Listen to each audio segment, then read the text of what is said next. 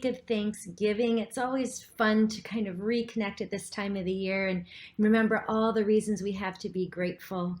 Um, One of the things I wanted to talk about this week was your why now. Like why now is a good time to be looking at businesses. And I'm actually going to talk about this for a couple of weeks. And this came up at a recent conference I was at, the Franchise Brokers Association.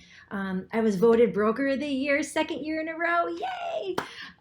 Thank you. And so, but something that came up that really resonated and was my takeaway from this conference is that we really have a very important duty to the people that we work with, and we need to make sure we are in full understanding of why the people that we're looking and working with want to be looking at businesses. And it's super important. And I have to try to work on getting below the surface of, I want to make more money or I want to diversify my income.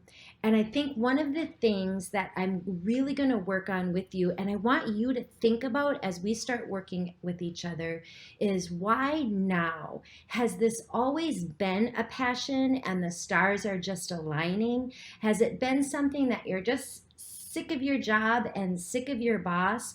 Or are you truly, why are you trying to diversify your income? What is in that crystal ball that makes that particular event important? And I think my tip for you is to start to think about that, because if we keep that goal of our conversation in the forefront, I think we'll be able to work with more clarity in the brands that you're looking at. If you're trying to diversify your income because of a potential job change, let's keep that in mind. If you're trying to diversify based on perhaps a retirement event coming up, all those things will affect the different industries that we look at. And so I hope that helps. It's going to be a question I'm going to be asking a lot. And so as a tip, I want you to be ready for it.